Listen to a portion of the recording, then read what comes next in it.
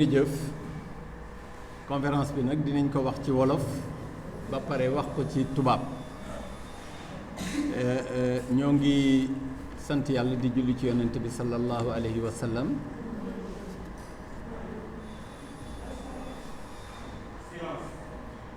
di leen gërëm yéen taskatu xabaar yi ak di nuyu waa réew mi yépp di leen wax ni rekk boo gisee ñu wootee conférence bi walla point de presse xaw ma lu ñu koy tuddee dafa am ay xew-xew yoo xam ni dafa xew te xew-xew yooyu nekk ay xew-xew yoo xam ne yii dañ ko génne ci biti di ci wax te mu mel ni liñ ci wax li ci ëpp demewul noonu ay teggin sax tax ñu waxe noonu mu laaj nag tuuti leeral bi nag li tubaab di wax pour clore le débat. Il faut que le débat soit clos à partir de ce moment. Wolof nee na weddi du ragal dindi tuuma la tuuma nag mooy sosal kenn waru koo bañ ku xam li nga xam ne lii mooy tuuma ak ñi nga xam ne ñii mas nañ leen a teg tuuma njéem yonent yi ak sang yu baax yi wala yu yàlla yi ak nit ñu baax ñi la ñuy teg tuuma yow buñ la tegee tuuma waroo bañ sax ñu teg la tuuma ndax teg nañ ko ñu la gën fuuf waaye mën nga ñaan yàlla que ni tuuma loola ñu la teg kenn du ko gis ci yow moo tax ñuy ñëw di teggi tuuma jooju di weddi wolof nag nee na weddi du ragal dindi tuuma la man Mbackiyou Faye laa tudd di taalibe sëriñ Touba sama sëriñ tuuma taxoon ñu génn ko réew mi juróom-ñetti at exilé ko encore pendant juróomi at mu ñëw ñu def ko résidence surveillée daanaka ba bi muy dem Touba te li ñuy wax ci moom lépp dara du ci woon dëgg dara xasawu ci dëgg waaye ñépp gis nañu la ko yàlla faye bu ma doonee taalibeem nag waruma bañ tuuma waaye it war naa am qualité boo xam ne bii qualité boo xam ni ci moom laay xool mooy du ma tooñ lii ma leen di wax nag maa ngi ci teg sama diggante ak yàlla mi nga xam ne moo ma bind man jullit laa tooñu ma te réew mi ñu nekk am na lu ma fi def loo xam ne lii yàgg na dañ koy doog a nemmeeku rekk ci barab bu tedd bi nga xam ni dafa gën a siiw waaye fii ci Sénégal ñi may dégg te fekke xam nañu bu baax que ni yàgg naa liggéey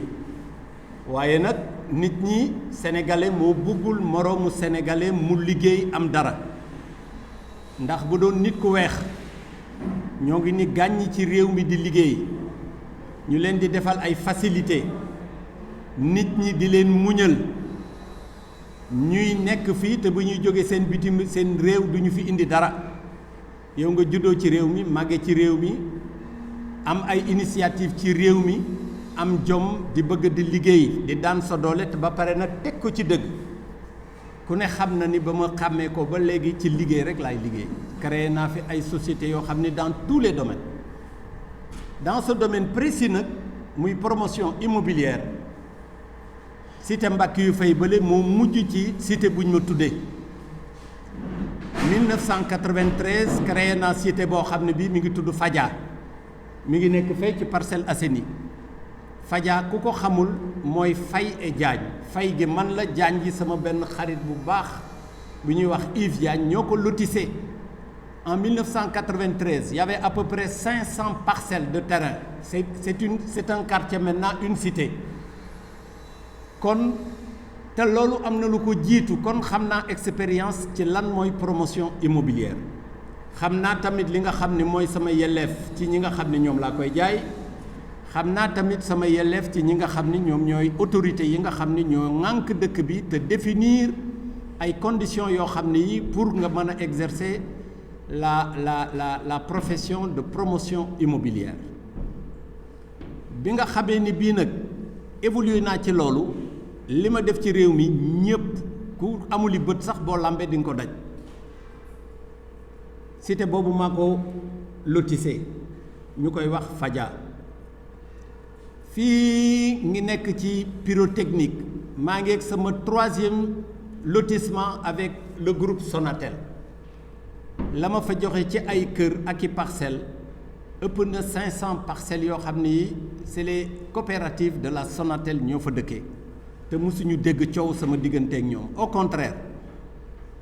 fii am na cité bu ñuy wax Mariama Bousso Faye maa ko lotissé fii cité Yérim Sow nekk ak Anna Ba nekk te Benja nekk fi maa ko lotissé maa leen ko jaay te kenn mësu ci dégg coow lépp titre foncier la en bonne et due forme sans charge monument de la renaissance bii ñuy wax président Ablaye Wade defar man Mbackiyou Faye mii maa ko financé à hauteur de 22 milliards man Mbackiyou Faye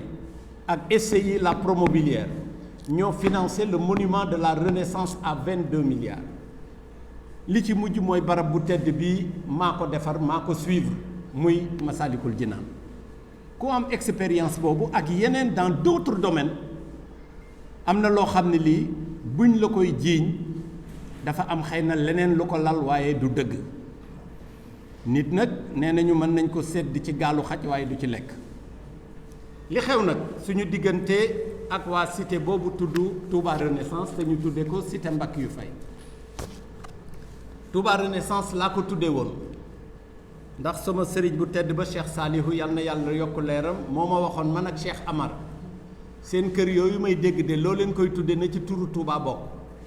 moo tax Cheikh Amar tuddee Touba Almadi man ma tuddee Touba Renaissance pour faire référence au monument de la Renaissance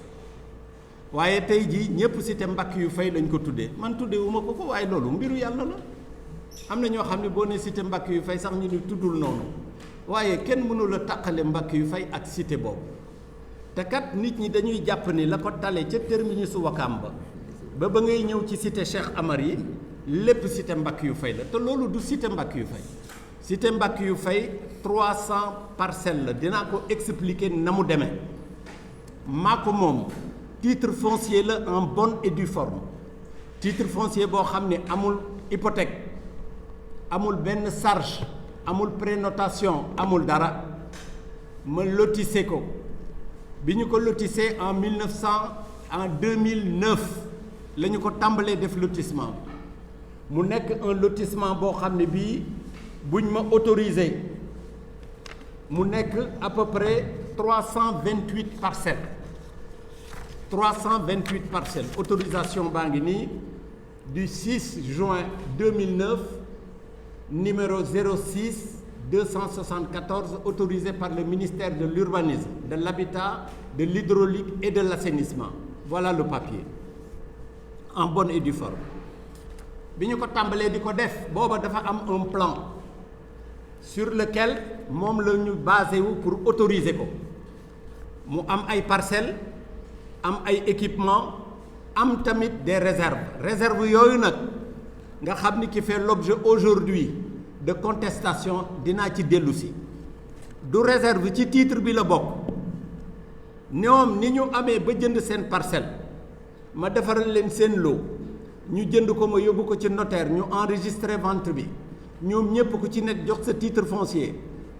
loolu ñu fa bàyyi woon titre foncier privé la bokkul ci njaay mi ñu jaay la nag ba pare nga ni leen nañ ma ko wisee xëy na am na ci gerte caaf am na ci ceeb am na ci leneen mais amul ci terrain dañu ko fa bàyyiwuma ko fa woon boo xoolee ci arrêté bi article 2 mi ngi wax ni le lotissement qui comprend 328 parcelles numérotées de 1 à 28 328 et de contenance graphique moyenne de 200 mètres carrés. Une assiette centrale réservée à la construction d'immeubles, et d'une école devra être réalisée conformément au plan revêtu de la mention d'approbation. Qui mooy première autorisation bi nga xam ne bii en 2009 la voilà le plan autorisé avec le cachet. Le rond central qui fait 11 154 mètres carrés est un titre foncier à part avec un programme très clair qui a été stipulé ici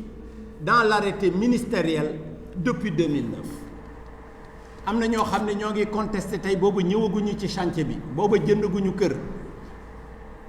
Le programme bi bu ma tàmbali woon ci immeuble yi bu ñu ñëwee dañ ko fay fekk parce que c'est ça le projet ñu dem ba ci biir te booba bi ma amee arrêté bi ma def tout ce qui concerne l'assainissement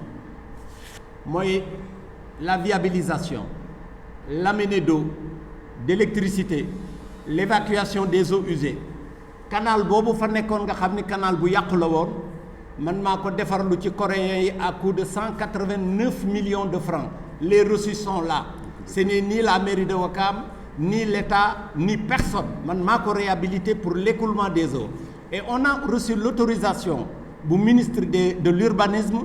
que quartier yi nga xam ni mooy cité aviation, cité assemblée nationale ak beneen partie bi nga xam ni bi état bi moo ko def lotissement administratif ni leen nañu branché ci canal boobu. ma dem réhabilité beneen canal ba ca gannaaw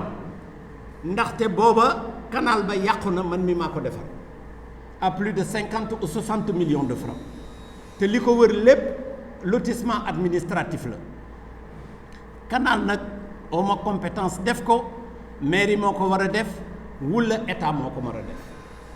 ñu jox ma certificat de conformité boo xam ne bii cadastre moo ko joxe domaine moo ko joxe conservation moo ko joxe ma am tamit ONAS l'office national de l'assainissement moo ko joxe SDE dans son temps moo ko joxe ak Sénélec ñu ni ma am nga maintenant certificat de conformité ñu dawal tuuti 2 ans 3 ans moo am coopérative boo xam ne bii waa BHS lañu ñu bëgg ay kër directeur bi woo ma ni ma waaye ñun kër yi ñu bëgg ay këru 150 mètres carrés la fekk ma amoon ay lot de 300 mètres carrés ma introduire beneen demande de morcellement pour couper les lots de 300 mètres carrés en lot de 150 mètres carrés c'est aussi simple que ça te fekk na booba le deuxième chantier que nous avons mooy le 2158 bi bootu ci ginnaaw 21 540 24 51 ñu transformer équipement yi yëpp yóbbu leen foofu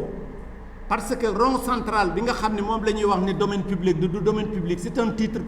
foncier ba am na numéro NICAT am na numéro titre foncier ku dem sur le livre foncier di nga ko fa fekk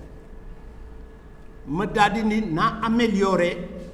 pour les habitants du quartier naa améliorer li nga xam ni moom laa xalaatoon pour def ko ay immeuble mooy naa leen fa defal ay jardin d'enfants dinaa fa defar crèche dinaa fa defar tamit benn poste bu ndaw dédié ko à la gendarmerie pour la proximité def nañ fa ñaari crèche ak benn jardin d'enfants def nañ fa 2 salles polyvalentes yoo xam ne yi c'est pas obligatoire mais j'ai dit que cité bu mel nii te mu ba am sama empreinte dinaa leen may ñetti salles yoo xam ne de 300 mètres carrés ku am ngénte defe ko fa ku am réunion defe ko fa bu fekkee l'association des riverains bëgg nañu te l'association du ñii di wax rek de parce que ñi ëpp ci ñiy wax toujours ñu ñëw sama bureau ni ànduñu ci c'est 3 pelés et 4 tondus et je m'excuse du terme ñoom ñooy ne ci rajo yi di ngawti guddi ak bëccëg di attaquer suñu honorabilité bi nga xamee ni def nañu loolu ma demander le plan de morcellement ñu accordel ma ko par autorisation ministérielle. Voilà l'autorisation ministérielle qui date du 19 mai 2014 sous le numéro 083 21 qui dit En article 2, le lotissement qui comprend 379 parcelles numérotées de 1 à 379 de contenance graphique moyenne de 150 mètres carrés. Fallait 200 la waxoon mais bii mu ni de 150 mètres carrés ainsi qu'une assiette centrale de 11 155 mètres carrés réservée à la construction d'immeubles et d'équipements devra être réalisée conformément au plan revêtu de la mention d'approbation. L'arrêté est là, c'est l'arrêté ministériel. Et je me suis conformé. Après le morcellement, j'ai reçu l'agrément de la SDE, l'agrément de la Sénélec, l'agrément de l'ONAS, l'agrément de la conservation foncière et on m'a donné un certificat de conformité par rapport à ce travail-là qui est là. Un certificat de conformité de réception du lotissement du 9 juin 2015 avec le numéro 00023. C'est l'urbanisme, le cadastre et les domaines qui ont donné avis favorable. C'est ce qui dénote aujourd'hui la possession de ce papier-là. Et j'ai commencé mon travail. te ñoom ñëw nañu sama bureau man maa créé association boobu parce que booy def lotissement vous avez l'obligation de créer benn association pour riverains yi man di concerté wu mais dañuy jaawale nag association de riverains ak di jaawale tamit leneen loo xam ne lii bokku ci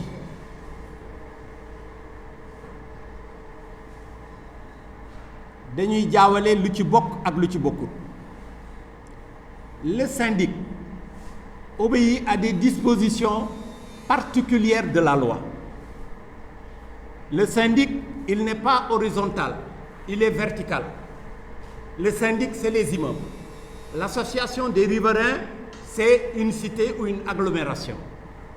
Mais ils n'ont pas de prérogative aujourd'hui yoo xam ni yi état moo ko yor wala collectivité locale di mairie moo ko yor am na loo xam ne du seen prérogative ñun nag on s'est conformé à toutes les dispositions réglementaires yi nga xam ni qui régissent cette profession te ñoom bi ñu ñëwee ma waxtaan ak ñoom li ñu jëkk a wax ay tali la ñu wax dañuy wax ni fi ñu dëkk dañ ko bëgg ñu tali ko ma ni leen par expérience boo lotissé quartier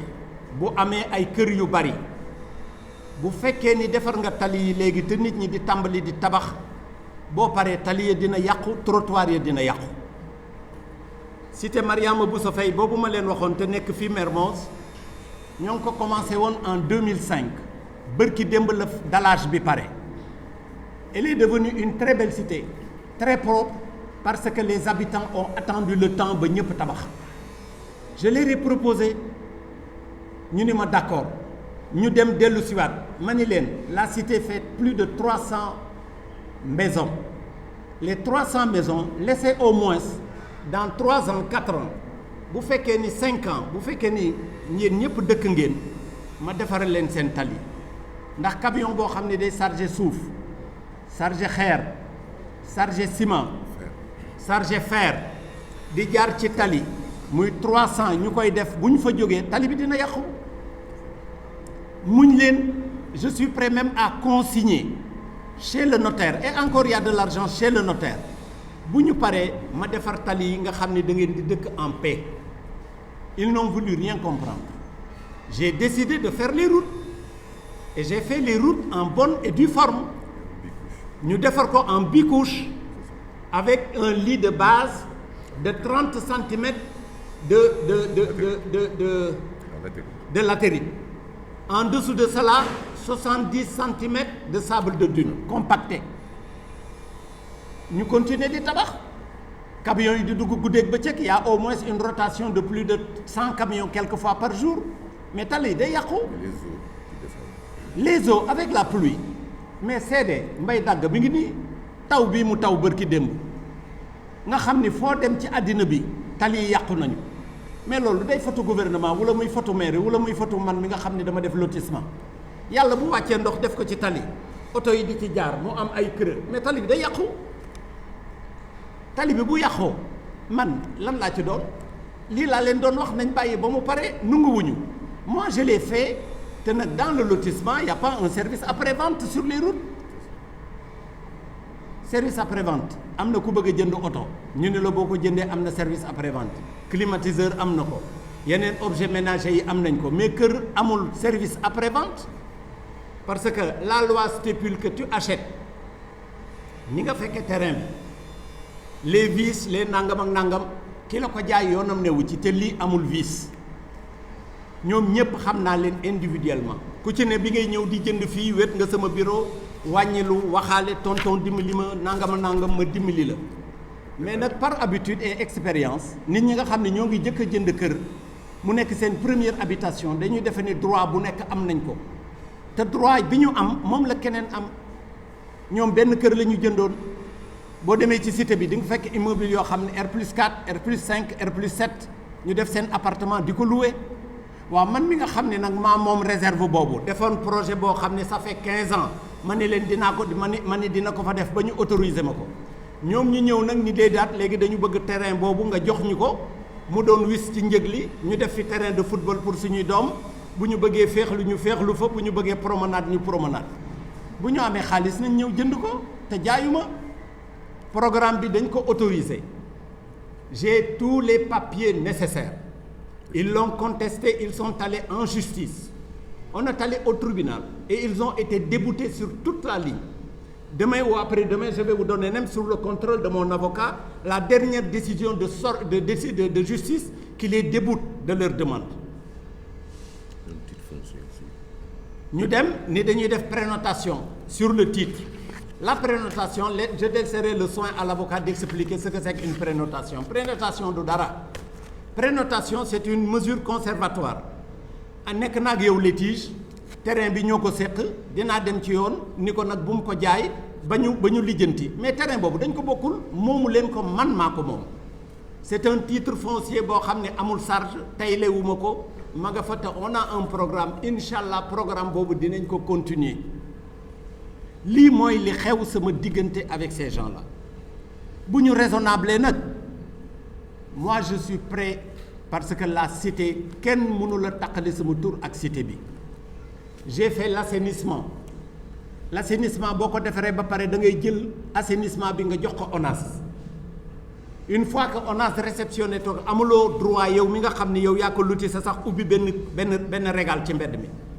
ça appartient maintenant au concessionnaire de l'État qui s'appelle ONAS boo defaree électricité ba pare da ngay woo Sénélec équité ba poste bi ba pare yëkkati ko jox ko amatoo droit même dem ca poste ba di ko ubbi boo defaree ndox bi ba ñu tuyau ndox yi ba ñu ñëw xool ko vider ko javeliser ko ba tëj ko ba def test de pression amatoo droit sax intervenir ci te papier yooyu yëpp am nañ ko bu ñu demee nag muy boucher ci nawet bi génn rek dañu woo un de mes agents ba jàpp ko yóbbu ko police ndaxte dafa ubbi woon regard bi di leen dimbali fekk nañ ca ay xeer fekk nañ ca xar yu dee fekk nañ ca ay pneu waaw loolu lu ma ci doon boo defee cité ba pare defaruñ ko ñi ko war a gérer wuñ ko man du ma wut gardien à chaque regard di ko fa teg bu ndox mi bouché di bale ci seen kër nañ xool regard bi kan moo fa dugal saleté bi moi j'ai reçu des réceptions ou bien ils n'ont qu'à s'adresser à la société concessionnaire bu tudd ONAS loolu nag ñu déplacer débat bi di nekk ci rajo yi di yàq der di nekk ci télévision yi di wax di bind ci journaux yi di wax bloqué nañu ay comptam jàpp nañ ko def nañ ko nangam ak nangam xanaa lii dootul rek problème mu terrain boo xam ne bii yow moomuloo ko man maa ko moom voilà les droits réels le dernier état des droits réels de ce terrain date du 15 juin 2022 ñu bind ni la société propriétaire la société promobilière charge néant il y a aucune prénotation sur ce titre-là et encore s'il y avait même une prénotation ça veut dire quoi ça veut dire rien c'est égal 0 et nous on n'a même pas été notifiés par rapport à ça ce programme-là nag les Sénégalais n'aiment pas le développement àll boobu bi ma fay ñëw di def amul benn cité yi fa nekk yépp amu fa benn cité ay jaan ñoo fa nekkoon chacal ay buubu golo ma dàqanteeg ñoom di dàqanteeg ñoom ku fa ñëw sax day defe ni dof laa ndaxte booba jàpp nañ ni foofu amul valeur ma di ko defar ba tey jii mu nekk la plus belle cité et je les félicite même de passage parce que y a de très beaux bâtiments là-bas de très belles maisons de très beaux immeubles et ça c'est ma fierté ñëpp ñoom ñoo mën a tabax nag seen kër def ci R+4 man mi am 11 000 mètres carrés du ma fi def samay immeuble fu ñu ko teg bu fekkee doole nag la ñuy jaay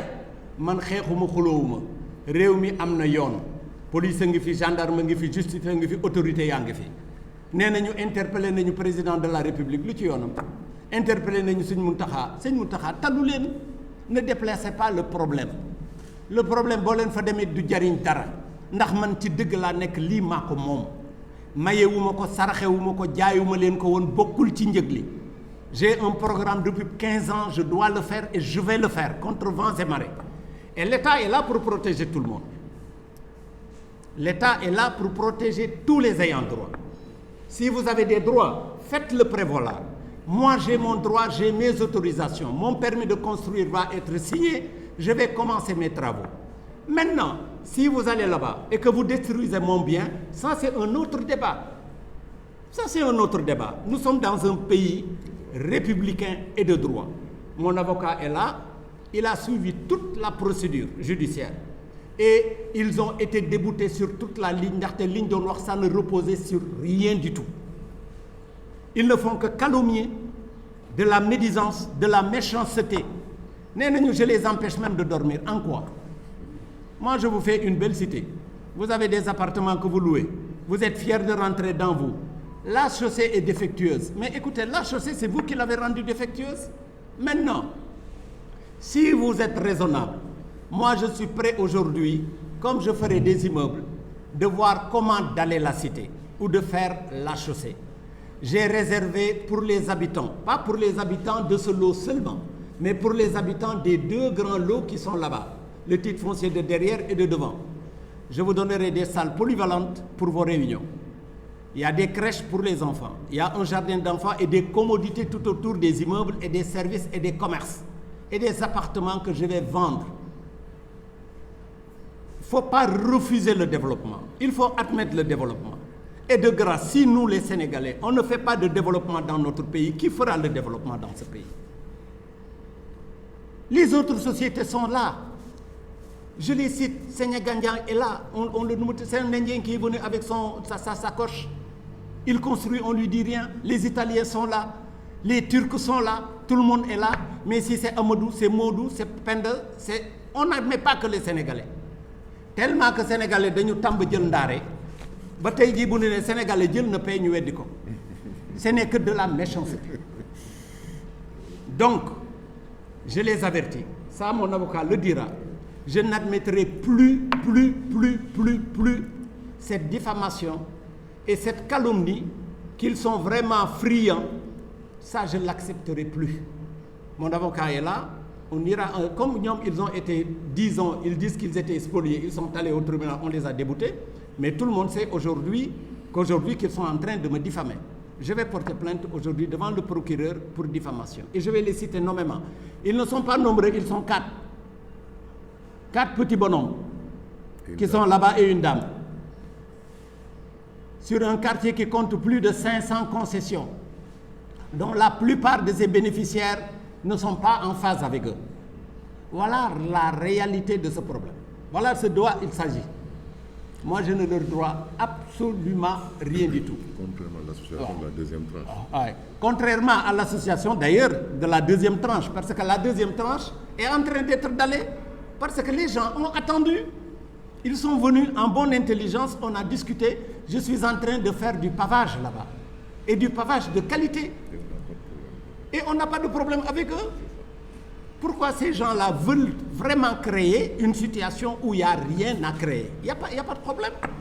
Serigne Saliou daan na wax lijjanti lu lëjul mën na indi mu lëj te li lëjul man maa ko moom dama leen jaay li ma leen jaay li bokkul ci njëg li man maa ko moom autorisé nañ ma dinaa ko tabax waaw lan moo ci indi coow li warul am coow. Maître, c'est tout ce que je voulais dire pour clore définitivement le débat parce que je n'en parlerai plus. Si vous n'êtes pas content, les tribunaux sont là et les juges sont là, indépendants, portez plainte. Moi, je suis un justiciable. Je ne me dérobe pas. Si on me convoque demain, j'y serai. Si on me juge, j'accepterai la sentence. Allez-y au tribunal et ne déplacez pas le débat. Au lieu de porter plainte maintenant, vous portez plainte. Vous prenez vos plaintes, vous les amenez à la presse. La presse, ce n'est pas son travail, ça. Ça, c'est de petits faits divers. Ces faits divers, ne nous dérangera pas. Ils ne nous dérangeront pas, ces faits divers. Parce que simplement, on est une société. Nous avons des employés, nous payons des salaires. Nous payons des impôts. Nous sommes une société immobilière. Chaque année que Dieu fait, depuis plus de 10 ans, on a un contrôle fiscal.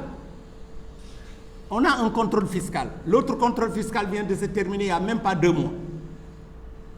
On paye des centaines de millions, même milliards, au trésor public par le fait de notre travail. Et nous aidons les Sénégalais à accéder à la propriété privée. Mais écoutez, si nous, on ne mérite pas vraiment une décoration, mais laissez-nous en paix. Et tous les acquéreurs, je dis bien, tous les acquéreurs, qui ont payé totalement,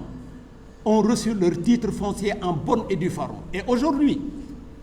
il y a des lotisseurs qui sont là dans ce pays, je ne vais pas les citer. Allez demander aux acquéreurs s'ils ont reçu leur titre foncier, et c'est des lotissements qui datent de plus de 20 ans. Il n'y a pas un acquéreur qui s'est acquitté réellement de son dû vis-à-vis de Promobilière et qui a satisfait aux formalités foncières et quelquefois aux prêts bancaires sans avoir reçu son titre foncier en bonne et due forme. Alors, si par extraordinaire, on ne nous tresse pas des lauriers, de grâce, laissez-nous en paix. Maître, je vous donne la parole.